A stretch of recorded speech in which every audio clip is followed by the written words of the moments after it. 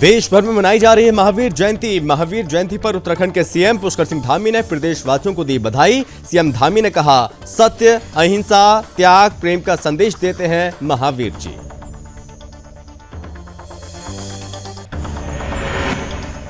दिल्ली दौरे के दौरान सीएम धामी ने केंद्रीय रेल मंत्री श्री अश्विनी वैष्णव जी से की मुलाकात। रेल लाइन परियोजनाओं के बारे में हुई बातचीत। जन शताब्दी रेल सेवा संचालित करने का सीएम ने किया अनुरोध। उत्तराखंड के सीएम पुष्कर सिंह धामी ने नई दिल्ली में केंद्रीय वित्त मंत्री श्रीमती निर्मला सीतारमण से की शिष्टाचार भेंट। मुख्यमंत्री ने बांध पेयजल परियोजनाओं पर विशेष सहायता देने का किया अनुरोध।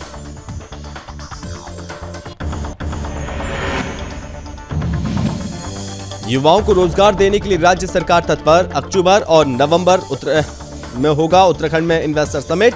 युवाओं को मिलेगा रोजगार। इन्वेस्टर समिट के लिए सीएम ने नियुक्त किया नोडल अधिकारी।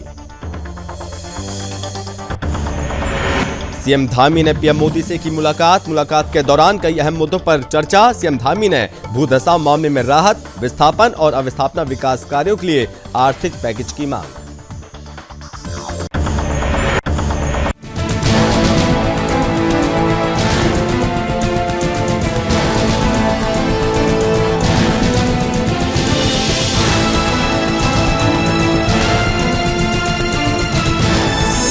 आप देख रहे हैं सुदर्शन न्यूज। नमस्कार, बहुत स्वागत है आप सभी का अपने उत्तराखंड में। मैं हूं आपके साथ संभव गुप्ता। पूरे देश भर में भगवान महावीर की जयंती धूमधाम से मनाई जा रही है और इसी कड़ी में उत्तराखंड के सीएम पुष्कर सिंह धामी ने भगवान महावीर स्वामी की जयंती पर प्रदेशवासियों को शुभकामनाएं दी। इस दौरान सीएम धामी ने कहा कि भगवान महावीर का जीवन हमें सत्य, अहिंसा, त्याग, प्रेम और आत्मसंयम का संदेश देता है। उन्होंने कहा कि भगवान महावीर द्वारा दी गई शिक्षा हमारे समाज में नैतिकता और सदाचार का संचार करने वाली है। भगवान महावीर के सिद्धांत और उपदेश आज भी प्रासंगिक हैं।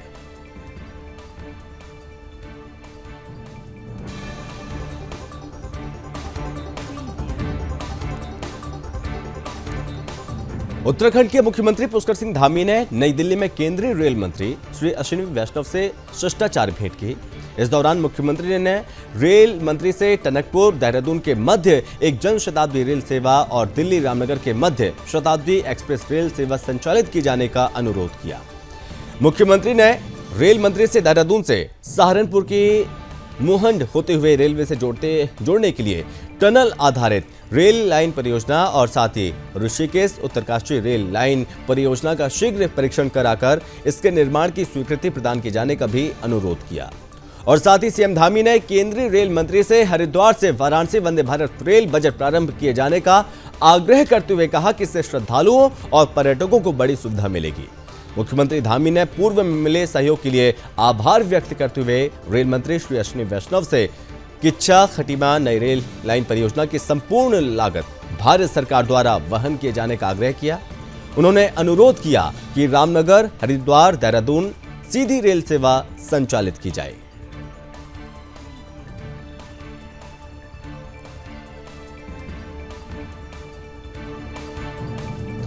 उत्तराखंड के सीएम पुष्कर सिंह धामी ने नई दिल्ली में केंद्रीय वित्त मंत्री श्रीमती निर्मला सीतारमण से शिष्टाचार भेंट की।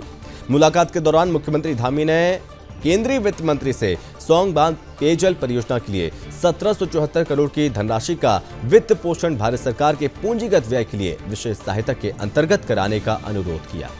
उन्होंने कहा कि इस परियोजना से देहरादून की पेयजल समस्या का समाधान हो जाएगा। और साथ ही सीएम धामी ने कहा कि देहरादून नगर और इसके उपनगरीय क्षेत्रों में पेयजल की व्यवस्था मुख्य रूप से नलकूप के द्वारा की जा रही है, जिसके फलस्वरूप भूजल में लगातार गिरावट हो रही है।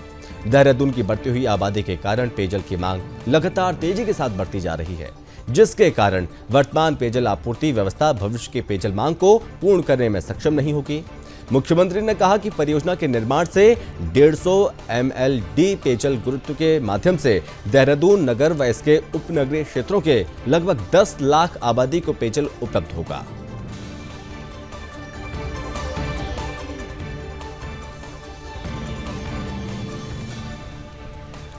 उत्तराखंड की धामी सरकार राज्य में विकास को गति देने के लिए राज्य के युवाओं को रोजगार देने के लिए आगामी अक्टूबर-नवंबर माह में इन्वेस्टर समिट करने जा रही है, जिसकी तैयारी के लिए मुख्यमंत्री ने सचिव और मीनाक्षी सुंदरम को नोडल अधिकारी नियुक्त किया। उत्तराखंड में विकास को बल मिल सके, यहाँ के बेरोजगार युवाओं को रोजगार प्रदान हो सके, इसके लिए सरकार की तरफ से अमेरिकन कंपनी ग्लोबल मैकेंजी के साथ करार किया गया, जो विभिन्न सेक्टर में रोजगार सृजन के पदों की जानकारी सरकार को उपलब्ध कराएगी। इसके साथ ही धामी सरकार राज्य में निवेश बढ़ाने के लिए इन्वेस्टर समिट का आयोजन करने जा रही है, जिसकी तैयारी के लिए मुख्यमंत्री के सचिव और मीनाक्षी सुंदरम को नोडल अधिकारी बनाया गया। इस इन्वेस्टर समिट को लेकर अब सियासत भी तेज है, जिसमें बीजेपी कांग्रेस दोनों ही एक दूसरे पर आरोप लगा रहे हैं।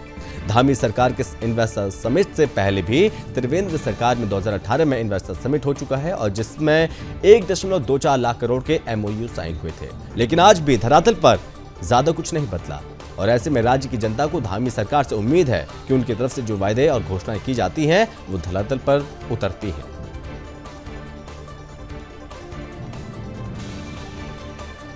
देखिए, अभी तो उसी के छाले और घाव नहीं भरे जो 2018 में इन्वेस्टर समिट में आपने 80 से 100 करोड़ तक का खर्च कर दिया, वही प्रदेश को वापस नहीं मिल पाया है। त्रिवेंद्र सरकार ने उस वक्त डुगडुगी पीटी थी कि लगभग 1,40,000 करोड़ के एमओयू साइन हुए हैं।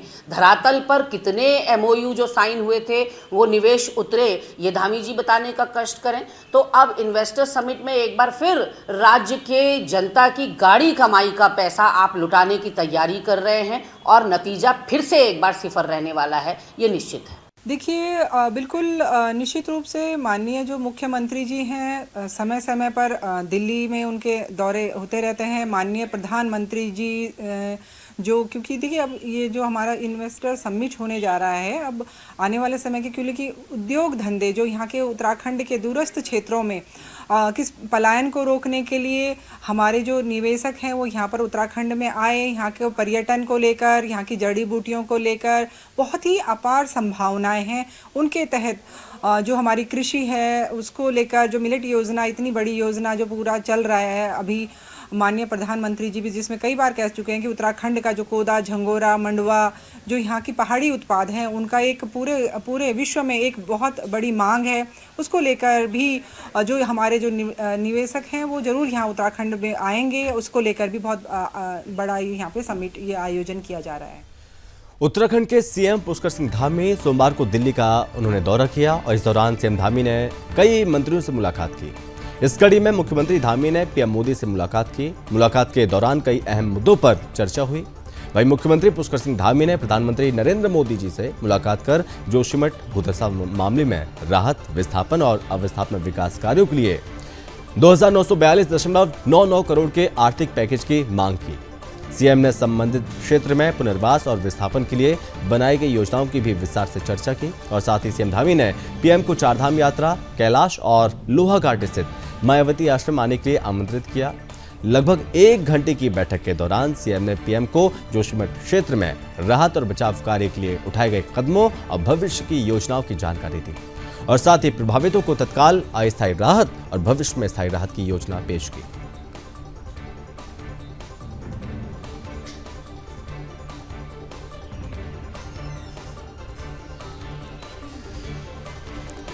ऊधम सिंह नगर जिले में बेमौसम बारिश होने से फसलों को भारी नुकसान पहुंचा है, जिसको लेकर किसान काफी चिंतित नजर आ रहे हैं।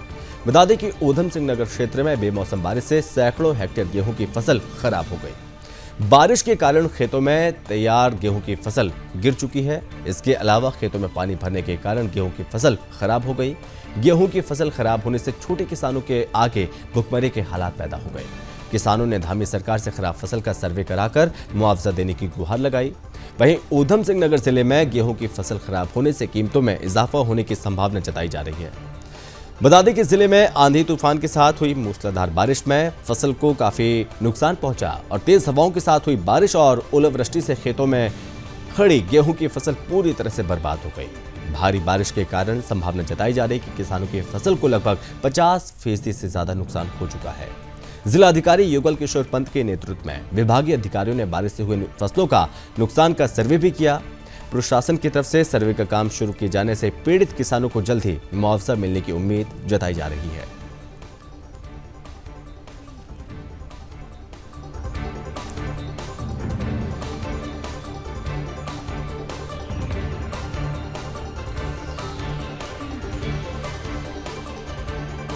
कम बरसात ने किसानों के माथे पे चिंता की लकीर रखी दी है। इस वक्त हम मौजूद हैं उधम सिंह नगर में। आप मेरे पीछे देख सकते हैं किस तरीके से भारी मात्रा में तबाही मचा रखी हो, चाहे वो किच्छा, सिद्धार्थगंज, खटीमा, रुद्रपुर, जशपुर, गदरपुर, दिनेशपुर सभी क्षेत्रों में कई हेक्टेयर गेहूं की फसल खराब हो गई है। बारिश के कारण खेतों में तैनात गेहूं की फसल जमीन पर गिर चुकी है। इसके अलावा खेतों में पानी भरने के कारण गेहूं की फसल खराब हो गई है। किसानों ने धामी सरकार से खराब फसल का सर्वे कर मुआवजे देने की गुहार लगाई है। वहीं बात करें उधम सिंह नगर का, तो उधम सिंह नगर के जिला अधिकारी का सख्त निर्देश, आला अधिकारी से निर्देश है कि सभी किसानों के फसल का सर्वे कराया जाए और उनको उचित मुआवजा दिला सके। वीडियो जर्नलिस्ट राजकुमार के साथ रुद्रपुर से संदीप पांडे।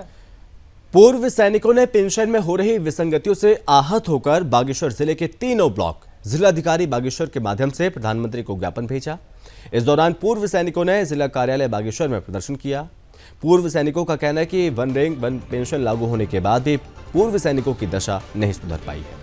सेना के अफसरों की तरफ से वन रैंक वन पेंशन के आधार पर पूर्व सैनिकों को पेंशन नहीं दी जा रही है। अन्य पहाड़ी राज्यों के पूर्व सैनिकों को सब कुछ मिल रहा है, लेकिन उत्तराखंड के पूर्व सैनिकों की पेंशन घटाई जा रही है। केंद्र सरकार जल्द ही हमारी पेंशन में हो रही विसंगतियों को दूर करने की मांग की है।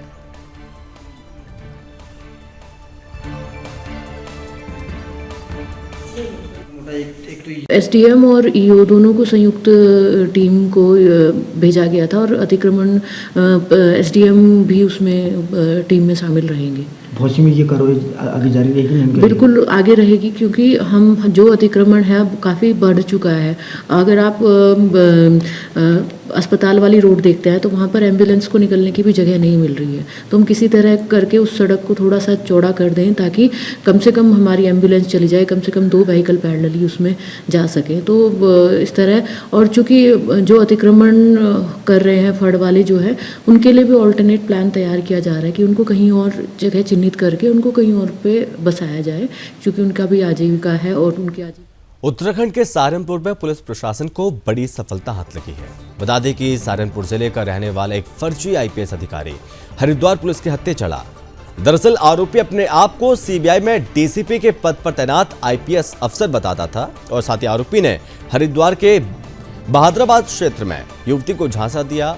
उसने युवती के साथ सगाई की थी और सगाई के बाद आरोपी युवती से जल्द ही शादी करने वाला था, लेकिन शक होने पर युवती के भाई ने बहादुराबाद थाने में उसके खिलाफ शिकायत दर्ज कराई थी। मामले की जांच करते हुए पुलिस ने सहारनपुर के बेहट से आरोपी को गिरफ्तार कर लिया और जांच के दौरान पुलिस ने आरोपी के पास से एक फर्जी आईडी कार्ड और आईपीएस अफसर की वर्दी बरामद की। इस मामले में हरिद्वार एसएसपी अजय सिंह का कहना है कि बहादुराबाद थाने में कुछ दिन पहले एक मुकदमा दर्ज किया गया था, जिसमें आरोपी ने बहादुराबाद थाना क्षेत्र में एक लड़की से सगाई की थी और साथ ही आरोपी अपने आप को सीबीआई में डीसीपी और आईपीएस अफसर बताया था। लेकिन शक होने पर परिजनों ने थाने में शिकायत की। जांच के दौरान आरोपी को गिरफ्तार किया गया। फिलहाल मामले में आरोपी से पूछताछ जारी है। बहादुराबाद थाना क्षेत्र में कुछ दिन पूर्व जो है एक एफआईआर दर्ज की गई थी, जिसमें आरोप लगाया गया था कि वसीम नाम के एक व्यक्ति द्वारा जो है सगाई की गई है। लेकिन उनको शक है कि वो जो अपना सीबीआई में डीसीपी बता रहा है और आईपीएस अफसर बता रहा है, उनको शक था कि कहीं ना कहीं ये झूठ बोल रहा है। इसके आधार पर उनके द्वारा कुछ प्राथमिक जानकारी की गई, जिस पर मुकदमा दर्ज किया गया था। इसके बाद अभियुक्त की तलाश की जा रही थी। जब जानकारी की गई तो पता चला कि यह फेक आईडीज बनाकर जो है लोगों को ठगता है। आसपास के क्षेत्रों में इसकी शिकायत थी। इसको देखते हुए टीम को रवाना किया गया था, जिस पर अभियुक्त वसीम को बेहट से गिरफ्तार किया गया। इसके पास से फर्जी फेक आईडीज 8 जो बरामद हुई, साथ ही साथ फेक वर्दी भी बरामद हुई है। बहुत सारे ऐसे फोटोग्राफ्स बरामद हुए हैं जो ये फोटोशॉप के थ्रू उसको करके, मतलब उसको चेंज करके अपनी फोटो लगाता था और लोगों को ठगता था। उससे काफी सारी जानकारी ली गई। जानकारी उपरांत उसको आज न्यायिक हिरासत में जेल भेजा जा रहा है। बीजेपी कार्यकर्ताओं ने पीडब्ल्यूडी गेस्ट हाउस में भारतीय जनता पार्टी की नई जिला कार्यकारिणी में चुनी गई महिलाओं का माल्यार्पण कर स्वागत किया। इस दौरान बीजेपी कार्यकर्ताओं ने महावीर जयंती के उपलक्ष्य में पीडब्ल्यूडी गेस्ट हाउस के पार्क में सफाई अभियान भी चलाया और साथ ही बीजेपी कार्यकर्ताओं ने पार्कों और धार्मिक स्थलों पर सफाई अभियान चलाया। इस दौरान बीजेपी कार्यकर्ताओं के साथ यहाँ पर स्थानीय लोग भी शामिल हुए। इस बीच बीजेपी कार्यकर्ताओं ने पूरे प्रदेश को स्वच्छ रखने का संकल्प लिया।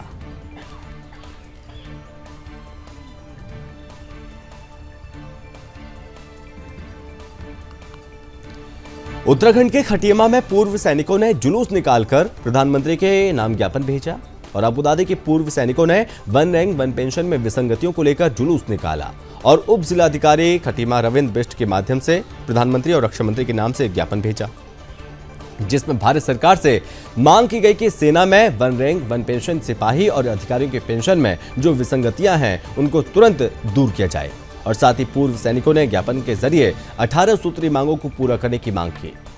उप जिलाधिकारी महोदय ने आश्वासन दिया कि ये मांग पत्र शीघ्र ही प्रधानमंत्री और रक्षा मंत्री भारत सरकार को पहुंचा दिया जाएगा। प्रस्तुत करते हुए हम अनुरोध करेंगे कि इस ज्ञापन को जल्दी से। हम दिल्ली में भी धरना प्रदर्शन में गए थे, उसके बाद 12 तारीख भी गए थे, अभी तक हमारी कोई सुनवाई नहीं हुई। इसलिए आज पूरे देश में हर ब्लॉक स्तर पर ये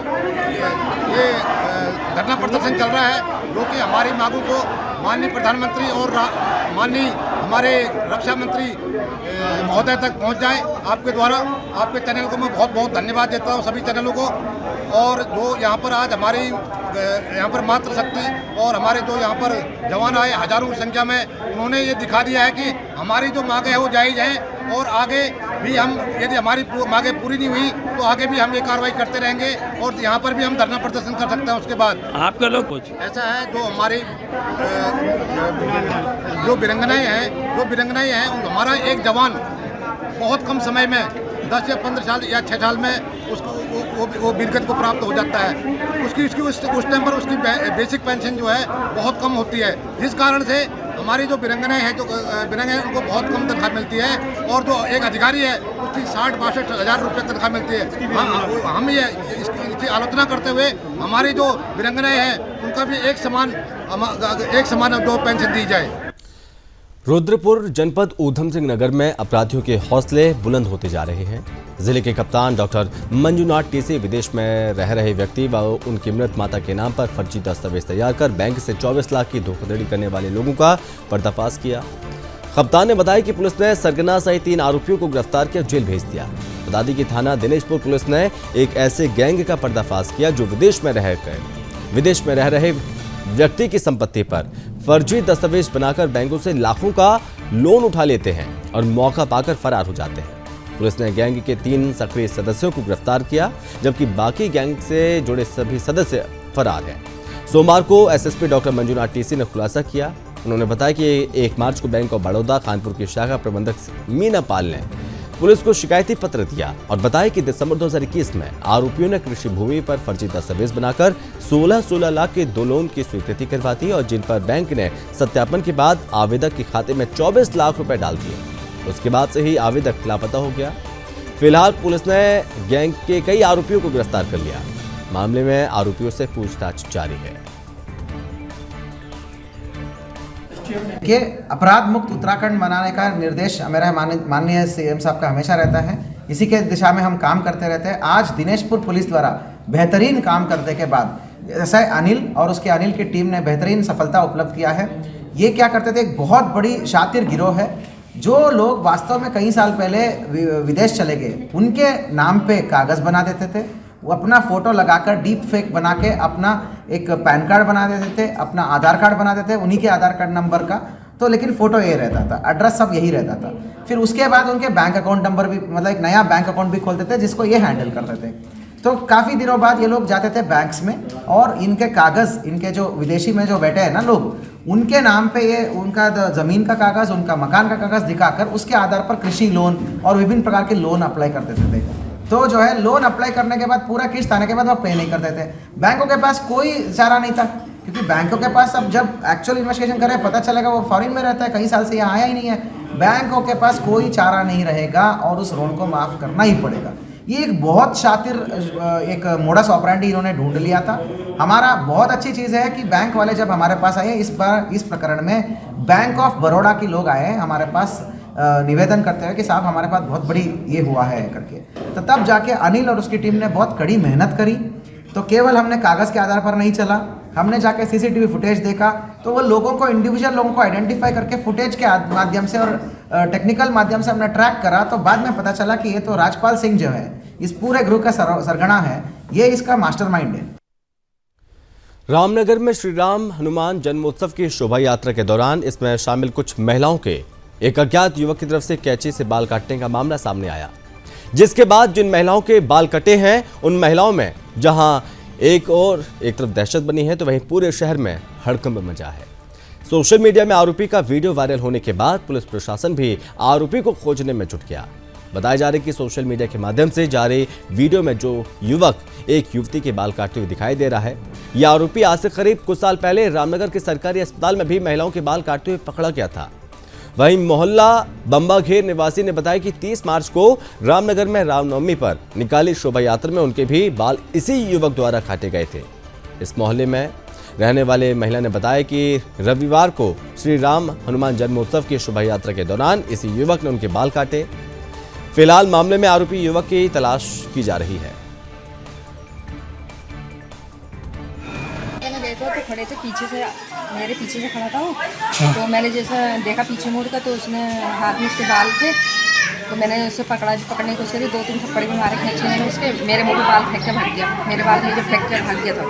मैं 30 मार्च को वहाँ गई थी रामनवमी का शोभा यात्रा देखने, तो वहाँ मेरे बाल काट दिए गए हैं। और फिर कल वो भी बालाजी जयंती में थी तो उसमें भी कुछ लड़कियों के बाल काटे हैं और यही लड़का था जिसने मेरे से टकराया और मेरे बाल काटे हैं। और कुछ लड़कियों के जो बाल काटे हैं कल ये पकड़ा भी गया था वहाँ और मारा भी इसको खूब, लेकिन ये छुट के भाग गया वहाँ से। बहुत दुख हो रहा है, बाल भी काट दिए, बहुत लंबे लंबे बाल थे और सब काट दिए उसने। उत्तराखंड के सीएम पुष्कर सिंह धामी सोमवार को दिल्ली का उन्होंने दौरा किया और इस दौरान सीएम धामी ने पीएम मोदी से मुलाकात की। इस दौरान सीएम धामी ने पीएम मोदी से कई अहम मुद्दों पर बातचीत की। सीएम धामी ने पीएम मोदी से काशी विश्वनाथ व उज्जैन महाकाल कॉरिडोर की भांति हर की पैड़ी हरिद्वार व ऋषिकेश कॉरिडोर बनाने पर बातचीत की। मुख्यमंत्री पुष्कर सिंह धामी ने उन्हें इस योजना से अवगत करा दिया। उन्होंने सीमावर्ती क्षेत्रों में पर्यटन को बढ़ावा देने के लिए चमोली जिले के मूसा पानी स्थल को विकसित किए जाने की जानकारी भी पीएम को दी। इस स्थान को गुजरात के नडाबेट की तर्ज पर विकसित किया जाएगा। सीएम धामी ने पीएम मोदी को राज्य की नई पर्यटन नीति की जानकारी दी।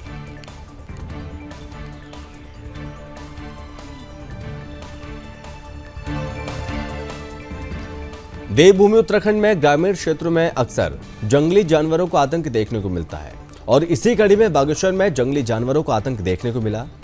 बता दें कि जंगली जानवरों ने ग्रामीण क्षेत्रों में किसानों की खड़ी फसल को काफी नुकसान पहुंचाया। एक तरफ जहां किसानों की फसलों को जंगली जानवर नुकसान पहुंचा रहे हैं तो वहीं दूसरी तरफ उत्तराखंड में हो रही बारिश और बर्फबारी से भी काश्तकारों की फसलों को काफी नुकसान पहुंचा है, जिसके बाद काश्तकार काफी चिंतित हैं और साथ ही किसानों ने सरकार से नुकसान हुए फसल के लिए उचित मुआवजा देने की मांग की है।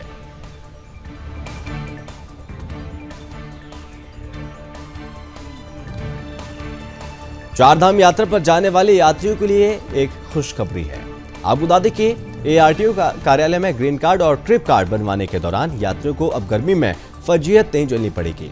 ARTO कार्यालय में वातानुकूलित यात्री प्रतीक्षालय का निर्माण पूरा हो चुका है, जिसका लोकार्पण उत्तराखंड के परिवहन मंत्री चंदन रामदास ने कर दिया और इसके अलावा ग्रीन कार्ड बनाए जाने की प्रक्रिया भी आज से शुरू हो गई, जिसका शुभारंभ भी परिवहन मंत्री ने किया। बता दें कि सोमवार को वातानुकूलित यात्री प्रतीक्षालय और ग्रीन कार्ड बनाए जाने की प्रक्रिया का शुभारंभ करने के लिए ARTO कार्यालय में एक कार्यक्रम का आयोजन किया गया था। कार्यक्रम में मुख्य अतिथि परिवहन मंत्री चंदन रामदास पहुंचे। उन्होंने सबसे पहले यात्रियों की सुविधा के लिए बनाए गए वातानुकूलित यात्री प्रतीक्षालय का लोकार्पण किया, जिसके बाद अपने हाथों से ड्राइवर को पहला ग्रीन कार्ड जारी कर ग्रीन कार्ड बनाए जाने की प्रक्रिया का भी शुभारंभ किया। मौके पर परिवहन मंत्री चंदन रामदास ने कहा कि चारधाम यात्रा को सुरक्षित और व्यवस्थित तरीके से संपन्न कराने के लिए सरकार कटिबद्ध है। मुख्यमंत्री पुष्कर सिंह धामी खुद चारधाम यात्रा की व्यवस्थाओं पर अपनी नजर बनाए हुए हैं। चारधाम यात्रा की तैयारियों में किसी भी प्रकार की कमी न रहे, इसके लिए अधिकारियों को लगातार निर्देश दिए जा रहे हैं। फिलहाल चारधाम यात्रा के प्रवेश द्वार ऋषिकेश में तमाम व्यवस्थाओं को सरकार ने पूरा कर लिया। ग्रीन कार्ड और ट्रिप कार्ड बनाने की प्रक्रिया का सरलीकरण कर ऑनलाइन किया गया, जिससे चारधाम यात्रा पर जाने वाले वाहनों के चालकों को असुविधा का सामना न करना पड़े। इस दिन बच्चे हैं योग नगरी ऋषिकेश में अपने यहाँ की सम्मानित मेयर हमारे भारतीय जनता पार्टी के जिला अध्यक्ष और रोटेशन समिति के माननीय अध्यक्ष और पदाधिकारियों के साथ आज हम ग्रीन कार्ड व्यवस्था का शुभारंभ करने जा रहे थे।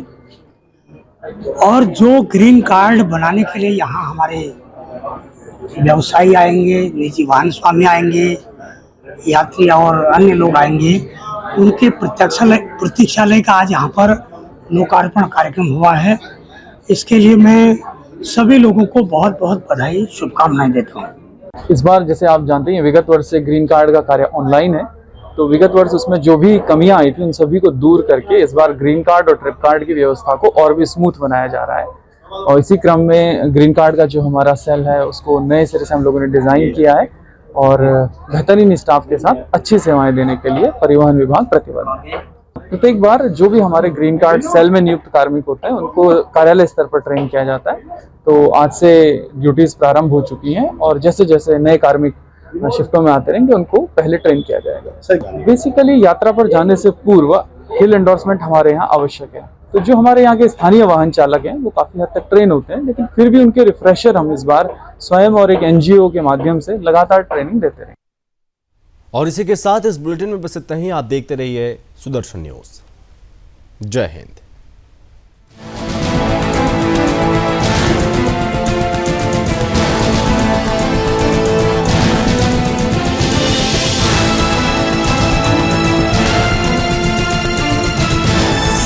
आप देख रहे हैं सुदर्शन न्यूज।